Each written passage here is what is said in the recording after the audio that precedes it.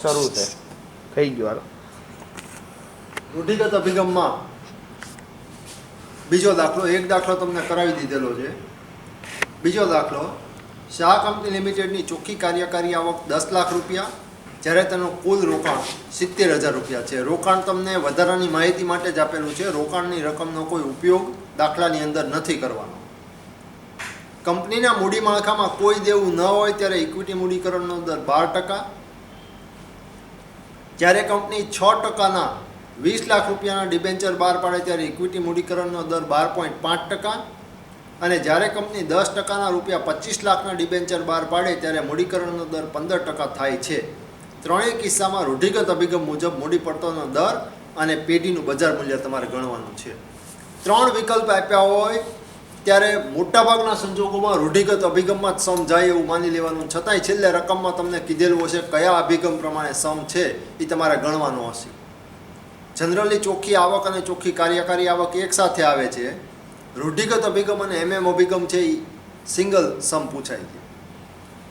ચોખ્ખી આવક અને ચોખ્ખી કાર્યકારી આવક ભેગો પૂછી લેશે તમને. હવે સમમાં જો તમને યાદ હોય તો 4 કોલમ તમારે તૈયાર કરવાના રહે. એમાં પહેલું વિગત,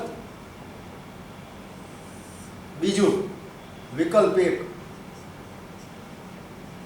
એમાં ડિબેન્ચર 0 ડિબેન્ચર એટલે ડિબેન્ચરનું કોઈ સ્થાન મૂડી માળખામાં હોય નહીં, ડિબેન્ચરની કોઈ રકમ બહાર પાડતા ન હોય. વિકલ્પ 2 એમાં ડિબેન્ચર 20 લાખના, અને વિકલ્પ નંબર 3 વિકલ્પ 3 માં ડિબેન્ચર 25 લાખ રૂપિયાના.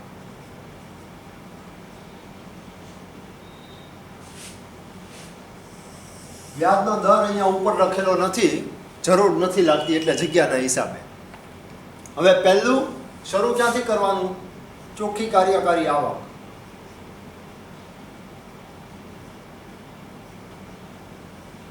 ચોખ્ખી કાર્યકારી આવક તમને સીધી રીતે જ આપી દીધેલી છે. ત્રણેય કિસ્સાની અંદર 10 લાખ રૂપિયા.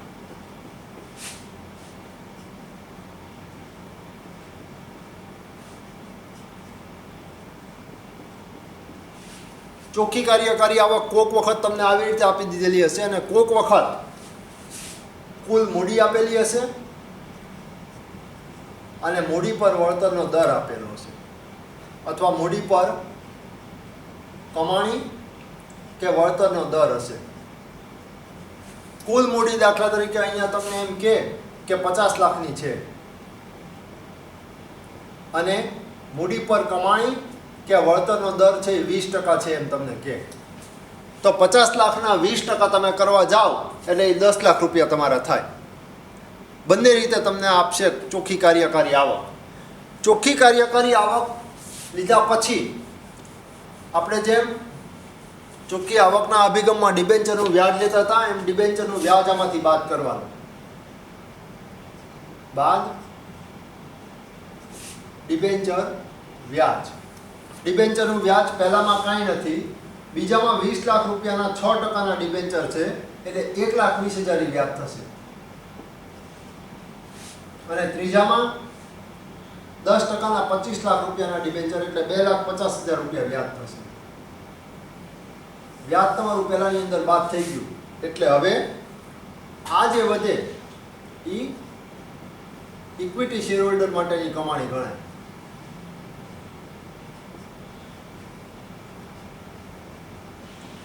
જે તમારી ચોખ્ખી કાર્યકારી આવક છે એમાંથી સૌથી પહેલો હક છે એ ડિબેન્ચર હોલ્ડરનો વ્યાજ મેળવવાનો લાગે. ડિબેન્ચર હોલ્ડરને વ્યાજ ચૂકવાઈ જાય એટલે પછી જે તમારી રકમ વધે એ ઇક્વિટી શેર હોલ્ડર માટેની રકમ કહેવાય, ઇક્વિટી શેર હોલ્ડરને આપવાની કમાણી કહેવાય. હવે પહેલા વિકલ્પમાં ડિબેન્ચર કાંઈ નહોતા એટલે કાર્યકારી આવક જ ઇક્વિટી શેર હોલ્ડર માટેની કમાણી થશે એટલે 10 લાખ, બીજામાં 10 લાખમાંથી 1,20,000 જાય એટલે 8,80,000, અને ત્રીજા વિકલ્પની અંદર 10 લાખમાંથી 2,50,000 જાય એટલે 7,50,000. આ તમારી ઇક્વિટી શેર હોલ્ડર માટેની કમાણી થઈ.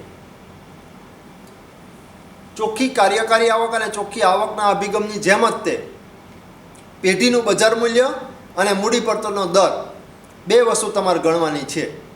મૂડી પડતરનો દર તમને ખ્યાલ છે કે પેઢીના બજાર મૂલ્ય ગોતો પછી જ તમને મળે, એટલે પહેલું પેઢીનું બજાર મૂલ્ય તમારે ગોતવું પડે, કારણ કે એનું સૂત્ર તમને શું આપેલું છે? ચોખ્ખી કાર્યકારી આવક ભાગ્યા પેઢીનું બજાર મૂલ્ય, એવું એનું સૂત્ર ભારિત સરેરાશ પડતરનું થાય. તો એના માટે પેઢીનું બજાર મૂલ્ય તમે ગણો તો પેઢીનું બજાર મૂલ્ય ગણવા માટે બે વસ્તુ તમારી પાસે જોવે, એક ઇક્વિટી શેરનું બજાર મૂલ્ય અને બીજું ડિબેન્ચરનું બજાર મૂલ્ય. ડિબેન્ચરનું બજાર મૂલ્ય બીજા અને ત્રીજા વિકલ્પની અંદર તમને તૈયાર આપેલું છે. ઇક્વિટી શેરનું બજાર મૂલ્ય તમારે ગોતવાનું છે. એટલે ઇક્વિટી શેરનું બજાર મૂલ્ય ગોતવા શું કરવાનું? ઇક્વિટી શેર હોલ્ડર માટેની જે કમાણી હોય એ પહેલાં ગોતવાની અને ભાગ્યા ઇક્વિટી મૂડીકરણ દર એ તમારે ગોતવાનો રહે. ઇક્વિટી મૂડીકરણ દર તમને ત્રણ વિકલ્પની અંદર અલગ અલગ છે. પહેલામાં 12% છે, બીજામાં 12.5% છે અને ત્રીજામાં 15% છે. પેઢીનું બજાર મૂલ્ય ગોતવા ઇક્વિટી શેર હોલ્ડર માટેની કમાણી ભાગ્યા ઇક્વિટી મૂડીકરણ દર, એટલે તમને ઇક્વિટીનું બજાર મૂલ્ય મળે.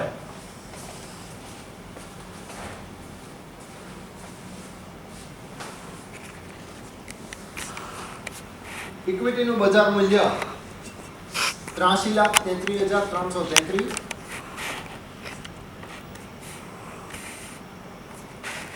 70,40,000 અને 50 લાખ.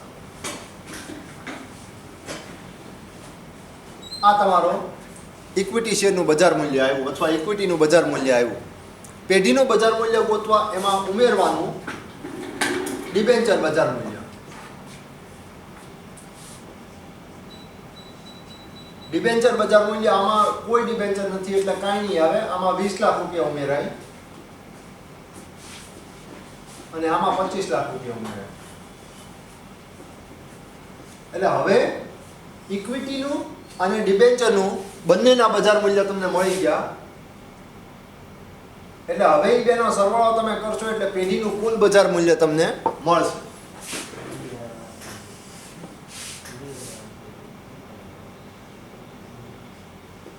પેઢીનું બજાર મૂલ્ય અહીંયા 83,33,333 રહે, કારણ કે ડિબેન્ચર બહાર પાડવામાં આવતા નથી એટલે ઇક્વિટીનું જે બજાર મૂલ્ય હતું એ જ નીચે લખવાનું રહેશે. આમાં 70 + 20 એટલે 90,40,000 અને આમાં 50 + 25 એટલે 75 લાખ. આ તમારું પેઢીનું બજાર મૂલ્ય થયું. હવે તમારે શું ગોતવાનું છે? મૂડી પડતર દર.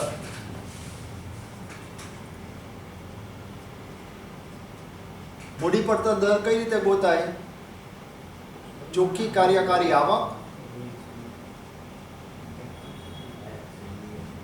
ભાગ્યા પેઢીનું બજાર મૂલ્ય.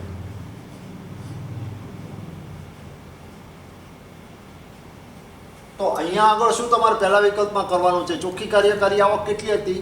10 લાખ. 10 લાખ ભાગ્યા 83,33,333 ગુણ્યા 100. એટલે પહેલામાં તમારું આવે 12%,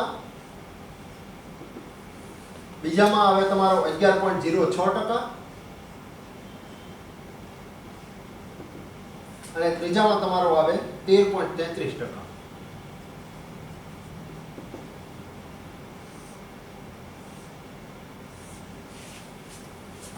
આ તમારા બે જવાબ તમને મળી ગયા. એક તમને માંગ્યું હતું પેઢીનું બજાર મૂલ્ય અને બીજું તમને માંગ્યું હતું મૂડી પડતરનો દર અથવા ભારિત સરેરાશ પડતર. રૂઢિગત અભિગમમાં તમને શું સમજાવ્યું હતું કે જો ડિબેન્ચર અમુક ચોક્કસ પ્રમાણમાં વધારવામાં આવે, એટલે કે ડિબેન્ચર ઇક્વિટીના ગુણોત્તરમાં ફેરફાર કરીને ડિબેન્ચરની રકમ અમુક ચોક્કસ રકમ સુધી વધારવામાં આવે તો પેઢીનું બજાર મૂલ્ય છે એ વધે અને મૂડી પડતરનો દર છે એ ઘટે. અહીં આગળ જુઓ તમે વિકલ્પ 1માં ડિબેન્ચર નહોતા એટલે પેઢીનું બજાર મૂલ્ય 83,33,333 આવ્યું અને મૂડી પડતરનો દર છે એ 12% તમને મળ્યો. 0 ડિબેન્ચરમાંથી 20 લાખના ડિબેન્ચરનો વિકલ્પ તમે લીધો, 20 લાખ સુધીના ડિબેન્ચર તમે વધારો કર્યો, તો પેઢીનું બજાર મૂલ્ય જે પહેલા વિકલ્પમાં 83,33,333 હતું, એમાંથી વધીને 90,40,000 થયું અને મૂડી પડતરનો દર 12% હતો, એમાંથી ઘટીને 11.06% થયો. ચોક્કસ પ્રમાણની અંદર 20 લાખ સુધીના ડિબેન્ચર વધાર્યા. એટલે હવે ત્રીજા વિકલ્પમાંથી 20 લાખના ડિબેન્ચરમાંથી 25 લાખના ડિબેન્ચર તમે કર્યા, તો પેઢીનું બજાર મૂલ્ય જે 90,40,000 રૂપિયા હતું એ ઘટીને 75 લાખ રૂપિયા થઈ ગયું. એટલે આ પહેલા વિકલ્પ કરતાં ઘટી ગયું અને મૂડી પડતરનો દર 13.33% થયો. એટલે એ પહેલા વિકલ્પ કરતાં વધ્યો. બીજા વિકલ્પમાં ઓછો આવ્યો હતો, પણ ત્રીજા વિકલ્પમાં વધારે રકમ તમે વધારવા ગયા, એમાં પહેલા વિકલ્પ કરતાં પણ મૂડી પડતરનો દર છે એ તમારો વધી ગયો. એટલે આ મૂડી માળખું જે છે 20 લાખ રૂપિયાનું મૂડી માળખું જે છે, 20 લાખ રૂપિયાના ડિબેન્ચર છે, ત્યાં આગળ તમારું મૂડી માળખું ઇષ્ટતમ બને. શું કામ ઇષ્ટતમ બન્યું ગણાય અથવા શ્રેષ્ઠ બન્યું ગણાય? કારણ કે પેઢીનું બજાર મૂલ્ય જે છે એ મહત્તમ ત્યાં મળે છે અને મૂડી પડતરની રકમ જે છે એ ઓછામાં ઓછી ત્યાં મળે છે. એટલા માટે ત્યાં આગળ પેઢીનું બજાર મૂલ્ય મેક્સિમમ એટલે કે વધુમાં વધુ છે અને મૂડી પડતરનો દર ઓછામાં ઓછો છે. એટલે એ મૂડી માળખું પેઢી માટે શ્રેષ્ઠ ગણાય.